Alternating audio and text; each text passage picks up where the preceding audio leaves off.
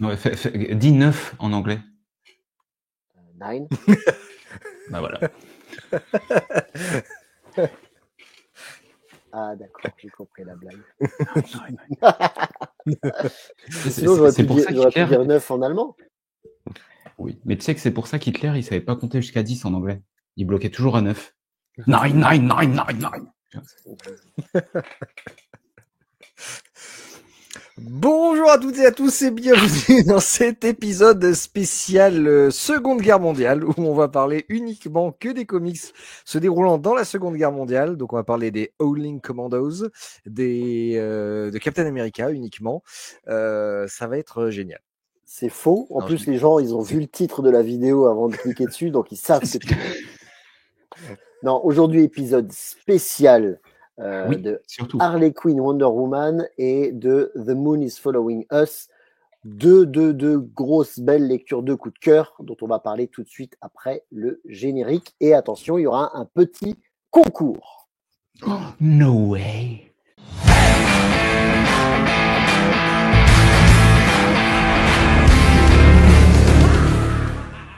Bonjour messieurs, j'ai l'impression que vous êtes en forme ce soir, ça fait plaisir.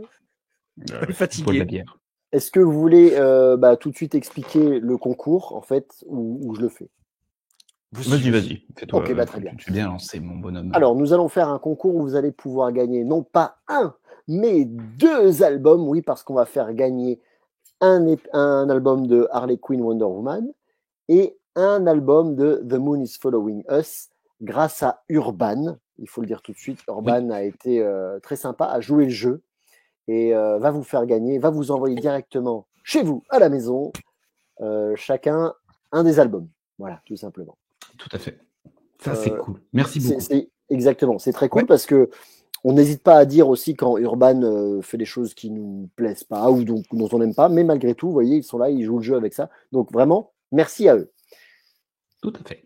Il va falloir regarder la vidéo jusqu'au bout car il y aura des indices pendant le visionnage de cette vidéo et à la fin, on vous posera là où les questions pour gagner ces albums. Voilà, tout simplement. Ouais, on n'allait pas faire ça trop facile non plus, faut pas déconner. Faut pas déconner. Non. Puis regardez la vidéo, quoi. Au moins jusqu'au bout, au moins une fois. On sait que vous vous arrêtez avant. On le sait. On le voit. On a noté les noms. Oui, d'ailleurs, tout de suite, si on va parler des noms, là, comment ils s'appellent? Ah putain, oui, merde, j'ai noté. Ah Quel putain, nom? je l'ai noté. Monsieur... Bref, non, parce qu'il faut noter. Tu sais quitter. Et nous, on sait On quitter. te connaît. Non mais oui, il faut en parler. Voilà, c'est tout. Allez, on va parler tout de suite. On va parler tout de suite. C'est même pas une private joke. On va parler d'abord de Wonder Woman Harley Quinn, je crois, c'est ça? Tout à fait. Tout à fait, monsieur. Tout à fait, monsieur. Alors en fait, pour vous expliquer, c'est que on a reçu plusieurs, on a reçu quelques PDF de la part d'Urban pour qu'on puisse lire en avant-première et vous présenter les albums. Et on leur a dit, franchement, on a un gros coup de cœur sur les 2 albums-là. On va faire une émission où on parle vraiment de ces 2 albums-là. Et c'est eux qui ont proposé à ce moment-là de faire offrir plusieurs albums. Donc voilà, c'est chouette. Oui. Ouais, tout à fait. Donc commençons c'est tout de suite. C'est tout pour vous. C'est pas pour nous, c'est tout pour vous, cher public. C'est beau. C'est beau. Bah, c'est vrai, là-dessus, nous, on n'a rien, quoi. Oh, on a les PDF. Oui. Voilà. Donc, commençons par Wonder Woman et Harley Quinn, la souffrance et le don. Alors, c'est une création européenne, c'est pas une adaptation d'un comics des États-Unis de DC. C'est une création qui a été, je pense, commanditée par Urban, sous la validation de DC, je suppose. Mais ça ne sort pas d'abord aux États-Unis. J'ose espérer que ça va sortir aux États-Unis plus tard, si ça fonctionne chez nous. Mais c'est la première fois, non, la deuxième, puisqu'il avait déjà fait un Batman avec Dargo, où c'est Marini qui était au scénario et dessin. Et là, donc, au scénario, j'ai oublié de noter le nom, bravo. Est-ce qu'un de vous deux le sait? Sylvain Runberg. Oui, bravo. Et au dessin? J'ai fait la part des choses, là, c'est à Benoît maintenant. Agrandi, bordel. Ah putain, je sais pas lire. C'est un espagnol. Mickey Montero. Voilà. Montillo. Je crois que c'est un espagnol. Mickey. Ouais. Mickey, c'est Mickey. Mike. C'est Mikey. Ouais. C'est Mikey. Moi, j'ai pizza. Magnifique. Qui veut résumer? Bah, il dessine bien. Regarde en bas à gauche. Moi, je trouve que la photo, juste le visage de Wonder Woman, on dirait du Stéphane Sojic. Un petit peu. Ouais. Oui, un peu de ça. Bah, je pense que c'est Bah, les ça couleurs change un peu numériques de aussi la... qui fait ça. C'est possible. Alors, qu'est-ce que ça raconte? Alors, Ça c'est raconte. une Amazone qui annonce qu'elle est enceinte, alors que bon, ils sont censés être stériles, les Amazones sur C'est l'île. La reine des Mhm. Amazones va chercher à savoir qui est le père, forcément. Elle est pas très très contente. Et en C'est même pas temps, tu as moi. Harley Quinn qui débarque sur l'île des Amazones, qui est censée être normalement introuvable par personne à part les Amazones. Donc, elle a été contactée par une Amazone pour venir sur l'île qui lui a donné les coordonnées, mais on ne sait pas laquelle. Qui? Voilà. C'est ça. C'est un huis clos, en fait, avec plusieurs intrigues. À la fois cette Amazone qui est enceinte, qui refuse de dire comment elle est tombée enceinte, qui est le père, et Harley Quinn qui a débarqué sur cette île qui n'est pas, enfin sur laquelle il n'y a pas de point GPS, un Waze, il t'y emmène pas. Elle a réussi à y aller. Donc il y a ces deux intrigues. Et sous-jacent, il y a toute la question de la légitimité aussi de la reine, Oui. puisque à partir du moment où une n'est plus stérile, on comprend que c'est une demande, enfin une nécessité, un vœu qui a été fait de la part de la reine pour que les Amazones soient invincibles. Donc à partir de là, il y a une remise en cause de cette légitimité, puisque la reine a pris le parti de dire bah, ok, on est invincible, mais dans ce cas-là, bah, on peut pas faire de bébé. C'est en gros ces trois réflexions-là qui vont mener tout le bouquin, à savoir comment on arrive à avoir, enfin comment elles vont s'en sortir avec toutes ces intrigues-là, et tout va comment dire, se conclure toujours dans l'île. C'est ça qui est intéressant, et moi que j'ai beaucoup aimé, c'est que c'est un vrai huis clos sur Themyscira, pour le coup. Ouais, je vous ai bluffé avec huis clos là. En fait, je suis désolé, il y avait trop de consonnes, trop de voyelles. Non, mais c'est parfaitement résumé. Voilà, on a Harley Quinn qui arrive comme un cheveu sur la soupe sur cette île où elle a été une fois de plus martyrisée par le Joker. Et en fait, elle veut s'émanciper de lui. Elle veut vraiment le quitter et devenir une femme plus forte psychologiquement, Libérée. Ouais, libérée, voilà. Une femme libérée. Mm. C'est une femme libérée, voilà. Mais c'est pas si facile. Mais non. Non. Alors, au lieu de vos conneries, moi, ce que je vais dire là-dessus, c'est que je partais à reculons, pour être franc avec vous. Je sais pas pourquoi, mais le fait que, justement, ça ne soit pas passé d'abord par les États-Unis, même si je me doute qu'ils ont validé page par page, hein, DC. Mais je me dis, bah, à voir, je sais pas, qu'est-ce que ça va donner, une création européenne. Le fait que ce soit que sur Wonder Woman et Harley Quinn, je pense que ça va être trop girl power. J'avais des a priori un peu débiles, faut être franc. Et donc, je me suis dit, bon, je vais jeter un œil et on verra. Eh ben, très agréablement surpris, parce que c'est bien écrit, c'est intelligent, c'est finement mené, c'est très bien dessiné. Et moi qui adore la bande dessinée, eh ben, c'est presque plus justement une BD franco-belge qu'un comics, aussi bien au niveau du dessin qu'au niveau du découpage, qu'au niveau du chapitrage, parce qu'il n'y a pas de chapitre comme dans les comics, en fait, c'est d'un seul tenant. C'est pas des issues. Exactement. Ça se lit plus comme un cahier graphique, je sais pas comment ils appellent ça, mais vraiment très bonne surprise. Que dire d'autre? Oui, alors tout bêtement, mais ça se voit là à droite, il va y avoir deux éditions, l'édition classique en bas avec la couverture blanche et une édition un peu plus prestige, limitée avec un dos toilé, je pense, comme ils l'ont fait sur Batman et Robin année 1, qui sera l'édition collector en haut. Et qu'est-ce que je voulais dire encore? J'ai noté encore 2-3 trucs. Oui, j'ai noté un petit truc où j'ai dit, ah, tu vois, ça c'est le perfectionniste en moi. Logiquement, Harley Quinn, elle est encore avec le Joker. Donc elle devrait avoir son ancien costume. Et là, elle a tout de suite le costume de quand elle est plus avec. Ouais. Bah, ça c'est un point que moi j'ai trouvé pour le coup intéressant, c'est que alors temporellement t'es pas vraiment, t'es une sorte de continuité, mais c'est un peu dans le passé, puisque en fait c'est cette période que finalement moi j'ai pas lu, où tu passes elle est avec le Joker et ça se dégrade, et puis après elle est indépendante. Et là, ça prend ce parti de venir le moment où elle se dit, bah c'est bon, j'ai assez souffert il m'a assez martyrisé, il a été, enfin, j'ai assez subi de violences sexistes et sexuelles, donc j'arrête. Et je sais pas s'il y a des récits qui en parlent comme ça, mais là je trouvais que c'était intéressant c'est ce petit creux là en fait, elle est avec, elle est plus. Et ben là, en fait, la manière dont comment elle s'émancipe, elle passe par la représentation d'un féminisme ou en tout cas d'une femme forte. Là, c'est Wonder Woman. Donc je trouvais que c'est intéressant ça pour le coup. Mais je suis d'accord sur le costume parce elle est pas censée être avec ce costume un peu plus sexy, ces 2 hyènes, etc. Plus Bird of Prey là en fait. Exactement. Donc elle est entre les deux, mais j'ai trouvé ça plutôt c'est pas une histoire qui va révolutionner la continuité, mais franchement, ça se lit très bien. C'est très beau. Graphiquement, franchement, j'ai trouvé ça très cool. Il y a de bonnes scènes d'action. Il y a plusieurs intrigues, des sous-intrigues. C'est vraiment, il y a une réflexion. C'est moi ça que j'ai aimé, c'est la réflexion sur ce qu'est le peuple Amazon, comment elles ont été construites, comment elles légitiment leurs reines ou leurs règles. Est-ce que c'est une démocratie? Est-ce que finalement c'est une dictature? Enfin voilà, c'est plutôt intéressant, ça aborde pas mal de sujets et j'aurais presque voulu que ça creuse un peu plus. Pratiquement, j'aurais voulu plus d'éléments dessus. La géopolitique, quoi. Après, moi, je l'ai pris comme un black label, tu vois, où c'est vraiment déconnecté du reste. Oui. Ils ont pioché quand ils ont voulu, justement, dans la continuité, mais ils ont sorti ça. Pour moi, c'est une bulle.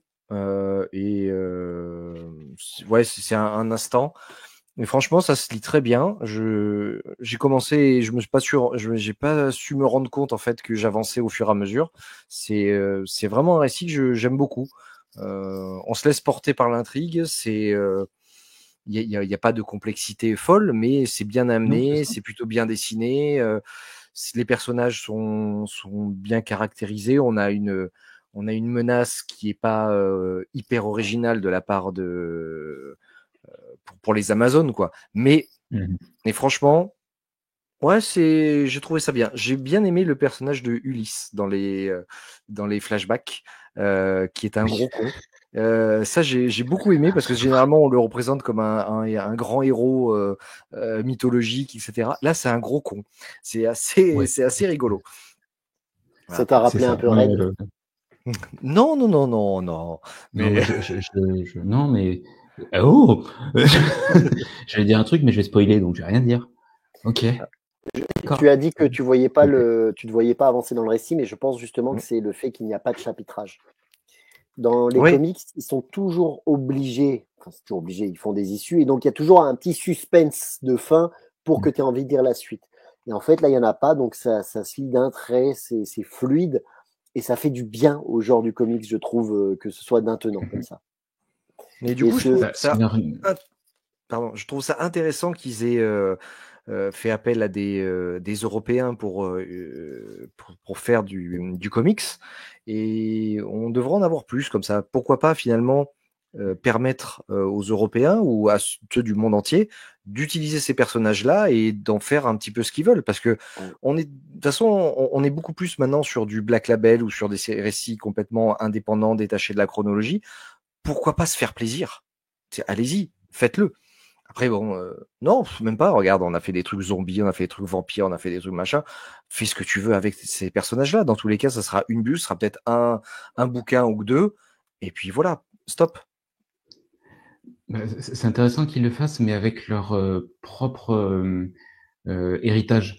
Parce que aujourd'hui, le comics, il est complètement mondialisé. Enfin, les dessinateurs, t'en as presque aucun qui est américain. Si tu prends les Batman, etc., c'est que de l'espagnol, des Espagnols, des Sud-Américains. Enfin, scénaristes, un poil plus peut-être Amérique du Nord. Mais ils sont obligés de suivre la construction du comics. Alors que là, c'est plus libre. Donc, si on doit faire appel à des scénaristes et dessinateurs hors Amérique, autant leur laisser la manière dont ils ont lu et qu'ils ont vécu. C'est pour ça que Sylvain Ringberg nous propose une histoire à la franco-belge, parce que même s'il a travaillé sur pas mal de choses, hein, il a fait sur, je l'avais noté, Capitaine Flamme, je vais dire une connerie. Voilà, il a sorti pas mal de choses. Je l'avais croisé à Angoulême, d'ailleurs. Et c'est bien de garder et de pas forcément se conformer aux attentes classiques d'un comics. Valorisons ce qui est fait dans chaque pays ou dans chaque continent. Bah, les couilles, quoi. Oui, Ouais, je ouais. suis d'accord avec vous. Et pour terminer, j'ai mis un petit plus et un petit moins encore. En petit plus, j'ai bien aimé le costume que va avoir Harley Quinn en évoluant Oui. dans l'histoire, puisque sans spoiler, mais à un moment, elle va suivre l'entraînement des Amazones et donc elle aura un costume Harley Quinn Amazon. Et ça aurait été intéressant d'avoir d'ailleurs son costume Harlequin au début, puis le costume Oui. Amazon et à la fin, costume qu'on la connaît sexy maintenant. Ça aurait été intéressant. Et un petit moins, parce qu'il y en a aussi un, j'ai trouvé perso que le final va trop vite. La grande Oui. méchante, elle est bon, bref, et elle est battue en quelques secondes, de façon un peu trop facile. C'est dommage. Le final, j'aurais préféré un truc un peu plus long. Mais bref. Ouais, mais franchement, rajouter quelques planches sur le combat, sur la fin, et sur même la manière dont peuvent se résoudre des conflits internes. Ah, j'aurais demandé quelques pages en plus. Vraiment. Ouais. Ça aurait été, j'aurais pas été contre. Une dizaine de pages en plus, je prenais carrément. Par contre, j'ai pas d'idée des prix. J'ai pas regardé. Ah Je non. sais pas si vous connaissez les prix. Pour être tout à fait honnête, non. Non, parce que vu qu'il y a une édition collector, est-ce que Urban va faire un gros différentiel entre le collector, ou en tout cas le dos toilé et le normal? Je sais pas. Denis est en train de chercher. Ouais. 17 minutes. 17 minutes. 20 € pour 20,50 € l'édition normale et 25 € l'édition collector. Donc il y a quand même 4,50 €. Alors, je ne sais pas quelle va être la différence s'il y a une pagination, des choses en plus, des croquis, des machins. Le fait qu'il y ait le dos toilé, très certainement. 4,50 € quand même. Encore, ça reste, ouais. Bon, ça reste correct comme. Ouais, là, à peu près correct comme prix. C'est ça pas vaut juste le une coup, cover ouais. alternative à 9 balles. Ça dépend, Non, donc ça c'est- dépend de la différence entre les deux. Si c'est juste une couverture différente et dos toilé, je trouve que 4,50 c'est un peu trop. Mais bon, ouais, Oui. Ouais, il y a peut-être des pages bonus à la fin. à voir. Mais j'aimerais bien qu'il y ait des pages croquis et des pages noir et blanc, toi, parce que je pense que son dessin, même s'il est très graphique, très numérique, il est très très beau. Donc j'aimerais bien une version noir et blanc, quelques extraits, juste pour voir. Ouais, peut-être une interview aussi, tu vois, de comment ils ont réussi à faire ce bouquin, Oui. etc. Ça peut être intéressant. Donc, c'est Voilà pour un le gros coup premier. de cœur. Ouais, Ouais, un gros coup de cœur C'est qu'on une a. bonne lecture. C'est une bonne lecture. Ouais. qu'on a aimé tous Et les trois et c'est plutôt rare qu'on soit d'accord. Donc c'est pour ça Ouais, qu'on c'est en a clair. parlé. Allez, passons à la deuxième BD. The Moon is Following The Moon. Us. The Oui. Moon. Par DWG. Daniel Warren Johnson au scénario et au dessin, mais pas que. J'ai Pas oublié que. de noter le nom du second dessinateur, bravo. Bravo. Surtout qu'on en a parlé tout à l'heure. En off, évidemment. Riley Rossmo. Oh, mais Alors en fait, il va y avoir deux dessinateurs parce qu'il y aura des moments de rêve où ça va être le fameux Riley et des moments de la réalité où ça va être Daniel Warren Johnson. C'est ça. Tout à fait. C'est important. Mon petit Red, est-ce que tu veux bien nous résumer ça? Alors, The Moon is Following Us. On entre directement dans un combat de deux parents qui cherchent à réveiller leur fille. Leur fille est atteinte d'une maladie, d'un phénomène qui fait qu'elle ne se réveille pas. Donc on est dans le monde un peu magique, un peu féerique, ou je sais plus quel est le terme quand on parle des rêves, oniriques peut-être. Elle ne se réveille pas puisqu'en fait elle est enfermée dans son subconscient. Et les parents, grâce à l'intervention d'une tierce personne, vont pouvoir plonger dans son esprit et essayer de la retrouver là où elle est perdue. Donc, on va retrouver les parents de cette gamine, qui ne sont pas des combattants, qui sont des parents comme vous et moi, et qui se retrouvent dans un monde peuplé de rêves, de toutes ces appréhensions, et vont tout faire pour essayer de sauver leur fille qui est gamine. Voilà, je suis pas sûr qu'il faille en dire plus parce que finalement c'est un récit qui se lit comme beaucoup de récits de Daniel Warren Johnson assez vite, dans le sens où tu es pris dans l'histoire. Ah oui, d'accord. Tu le lis d'un trait, Oui, mais pas vite. c'est pas rapide parce C'est pas du qu'il y a Mermillard. 10 issues. Il y a 10 Ouais, chapitres. non, c'est long. Mais dans le sens où tu es embarqué dans l'histoire pour le coup. Il y a beaucoup de rebondissements, il y a beaucoup d'actions. Et j'ai trouvé que, même si par moment, moi, si je donne mon avis, j'ai lu les 2 premiers, je me suis dit: «Oh putain, qu'est-ce que» j'étais pas embarqué. Franchement, au démarrage, je me suis dit: «Putain, dans quoi on part? Je comprends pas». Et en fait, t'avances, tu t'attaches aux personnages, tu as envie de plonger dans les rêves avec eux pour venir sauver la gamine. Et t'as des putains de rebondissements qui, dans les dernières pages, tu as envie de pleurer, en fait. Et clairement, moi, sur les dernières pages, la petite larme, elle était pas loin. Vraiment. J'ai refermé le bouquin enfin, la tablette, et T'en sors pas j'ai indemne. soufflé. Ouais, vraiment. Donc, pour moi, c'est un énorme, énorme coup de cœur.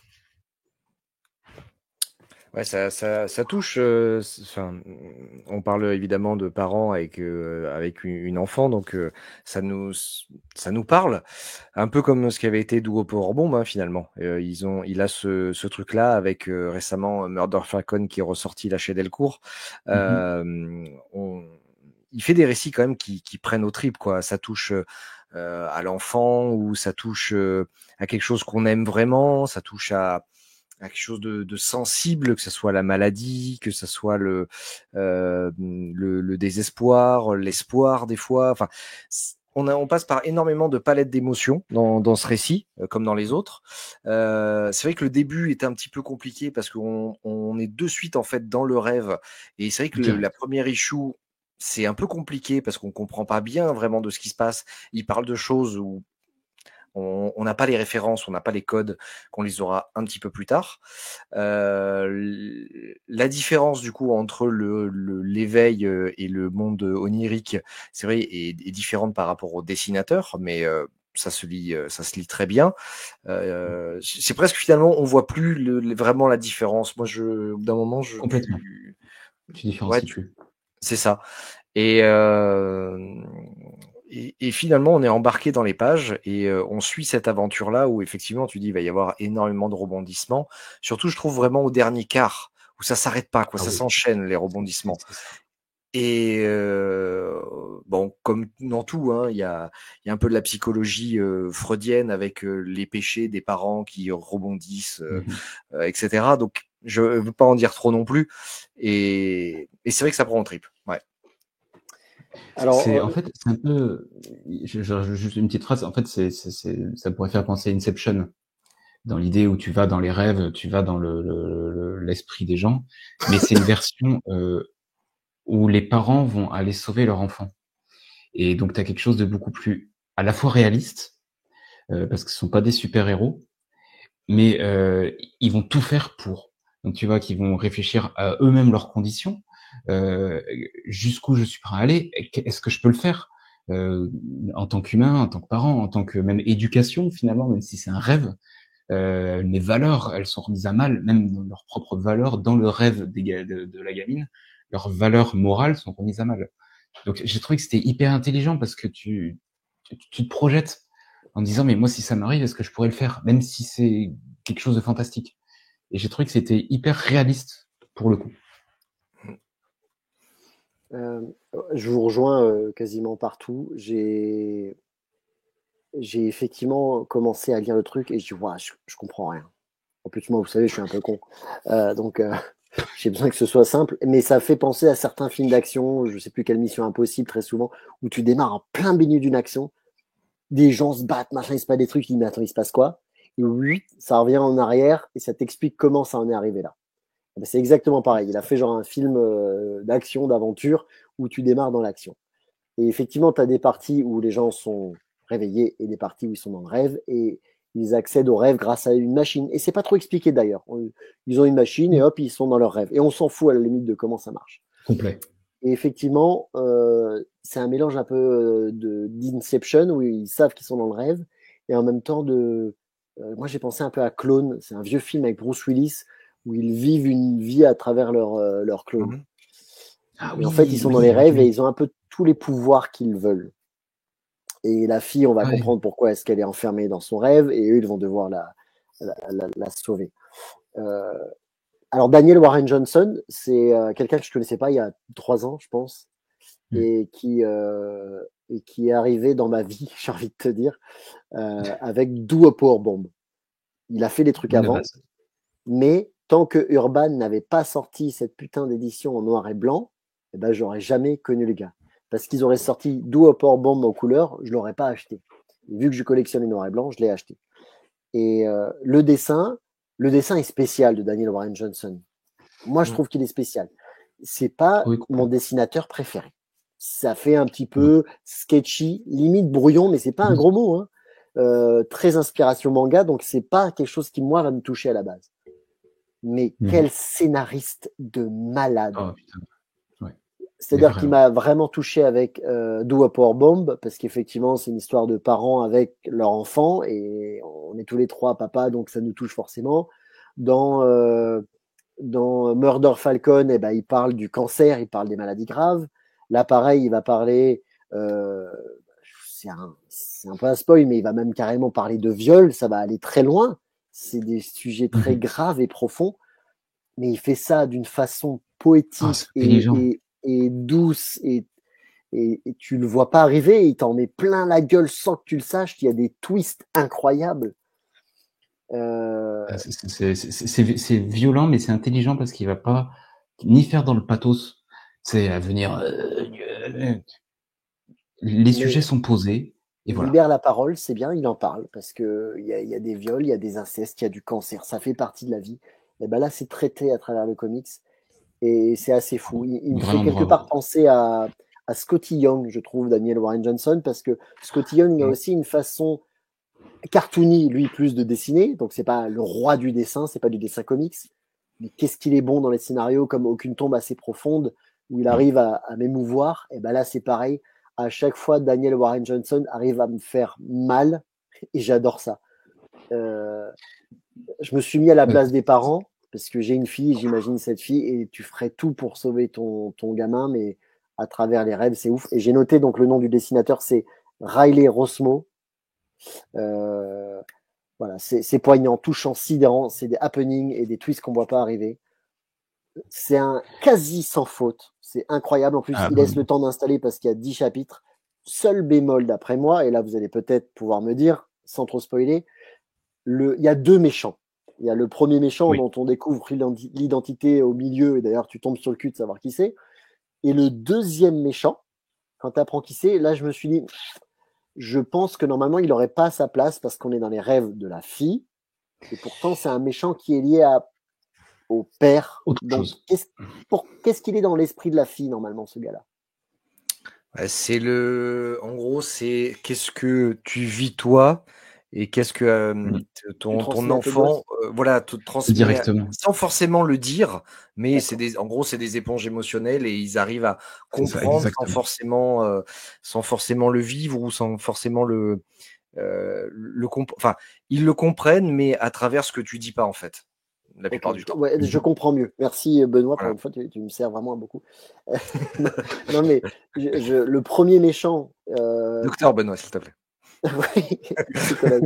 Quand tu découvres qui c'est, ok, ah oui, d'accord, il est lié à la fille, donc machin. Et d'ailleurs, la façon dont il est battu, le premier méchant, c'est. Oh, c'est génial.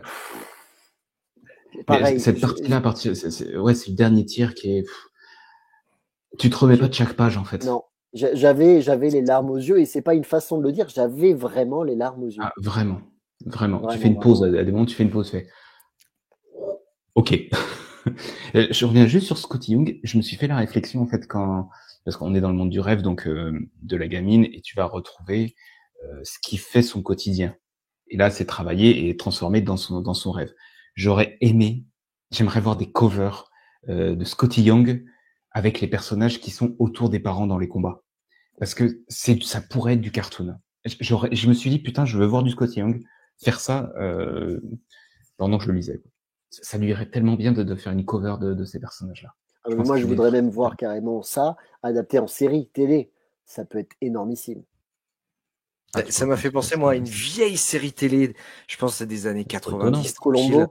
Non, c'est une gamine qui est dans le coma et qui, je crois que c'est une série française en plus. Je serais incapable. Non. C'est une gamine qui est dans le coma et en fait, elle vit dans son rêve. Et elle a des aventures. Ah bon, après, c'était des séries télé françaises, hein, donc c'était un drap, le décor. Et ils étaient 2 ou 3 à chaque fois. Et ils vivaient des aventures. Benoît, on n'était pas nés, nous. Tu t'es vieux, mais nous, on Bah a pas oui, vu mais ça. bon, si vous, dans les commentaires, si vous vous rappelez de cette série, j'arrive pas à retrouver le nom. Voilà. Mais ne la Vincent regardez Lambert. pas, par contre. Non, c'est pas gentil, ça. Le Donc pauvre là, monsieur. c'est encore plus gros coup de cœur perso des 3, je pense. Oui, là, il vient de taper dans le Ouais. top de l'année. Franchement, pour moi, Ouais. là, il est très très bon. Ça met vraiment le niveau. Et c'est sorti l'année dernière. Je sais pas chez qui c'est sorti d'ailleurs. Non, probablement. Je sais pas. Je sais pas. Mais en tout cas, c'est sorti l'année dernière déjà. Donc, il y a un petit édito d'ailleurs que Benoît ne lit pas au démarrage et il explique un petit peu qu'il part souvent d'une histoire ou d'un fait simple pour construire son histoire. Donc, j'aimerais presque le savoir, comment ça lui est venu cette idée. Et c'est le fait d'être aussi avec l'autre dessinateur qui lui a permis de construire ce comics-là. Et franchement, waouh, bravo messieurs. Ouais. Bravo. Maintenant, j'ai plus qu'un souhait, moi, c'est que la prochaine œuvre que fait Daniel Bryan Johnson, il ne soit qu'au scénario. Parce que j'aimerais bien voir son scénario sublimé par un auteur que j'adore. Encore une fois, je respecte son dessin, mais je suis pas son meilleur client au niveau du dessin. Ouais, je suis d'accord. Moi aussi. C'est pareil. Mais c'est vraiment un gros coup de cœur. Donc voilà, c'était nos 2 lectures qu'on a choisi de mettre en coup de cœur ce mois-ci et de mettre en avant surtout. Qu'on vous conseille vivement d'acheter. Exactement, vraiment. Là, on attend vos retours et on attendra vos retours quand vous les aurez lus parce que au moment où sort la vidéo, donc The Moon is Following Us n'est pas encore sorti, il sort la semaine prochaine. Ouais. Donc on laisse un petit peu de temps aussi, mais on attend vraiment vos retours là-dessus dans nos prochaines vidéos. Mais en tout cas, pour nous, ça fait vraiment partie des bonnes lectures. Et c'est pour ça, comme on disait en introduction, qu'il y a un petit concours. Denis, là-dessus, je te laisse la main. Oui, tout à fait. Nous avons donc un concours pour faire gagner un album de Wonder Woman Harley Quinn et un album de The Moon is Following Us. Eh bien, c'est très simple. Pour gagner, messieurs, mesdames, il va falloir, que vous soyez abonné à notre chaîne YouTube, parce qu'il faut mettre un pouce, liker, machin et tout. Et 2, il va falloir être abonné à notre chaîne Instagram. Eh ouais, parce qu'on est des influenceurs, nous. Et ensuite, il va falloir commenter en dessous de cette vidéo YouTube. Vous pouvez mettre comme d'habitude des commentaires où vous nous racontez des conneries, où vous nous clashez, ça, il n'y a pas de problème, avec plaisir. Mais surtout, n'hésitez pas de marquer « J'aimerais gagner cet album ». Si vous préférez il faut choisir, par contre, mettez pas les deux, ça ne marche pas. Voilà. Il faut choisir. Donc vous mettez « J'aimerais gagner plutôt Harley Quinn, Wonder Woman » ou « J'aimerais plutôt gagner The Moon is Following Us ». Et on tirera au sort. Oui, regardez, la vidéo n'a servi à rien, c'est juste, ça nous fait plaisir que vous regardiez. On tirera au sort parmi un de ces commentaires. On vous contactera. Il faudra nous prouver par des photos, des dates, des factures, des tests d'urine que vous êtes abonné à notre chaîne YouTube et à notre chaîne Instagram. C'est cela. On va le faire durer combien de temps le concours? Une petite semaine? Oui, une semaine. Jusqu'à la prochaine vidéo. Jusqu'à la vidéo suivante. Voilà, très bonne idée. Un petit tirage au sort. C'est ça. Et on donnera le résultat plutôt sur Instagram. On vous contactera même directement en message privé sur Instagram. Alors du coup, si vous n'avez pas Instagram, dites-le aussi dans les commentaires. Tant pis pour vous, parce que en fait, ça ne marchera pas. Ça ne marchera pas dans ce cas-là. Créez un compte spécialement pour ça. Et suivez-nous. Et dites à votre grande tante de créer un compte Instagram et de nous suivre aussi. Il faut qu'on tape les deux. Et on donnera le nom des gagnants. Parce que moi, je me pose toujours la question sur les jeux concours Instagram, Facebook, YouTube, machin. Est-ce qu'il y a des gagnants? Parce qu'ils n'en parlent plus. On donnera le nom des gagnants dans la vidéo dans 2 semaines, puisque le temps qu'on fasse ça. Tout à fait. Voilà. C'était les lectures concours. Des bons petits moments. Là-dessus, on va pouvoir conclure. Benoît, c'est à toi. Eh bien, écoutez, n'hésitez pas à liker, à partager et à pousser. On se retrouve la semaine prochaine pour un nouvel épisode où on vous parlera de lecture classique, cette fois une pléthore d'albums. Avec forcément des trucs qu'on aura moins aimés, ça c'est clair. Ouais, il n'y a pas que des coups de cœur. Ouais, non. pas déconner non plus. Allez, Et tchuss. Ciao.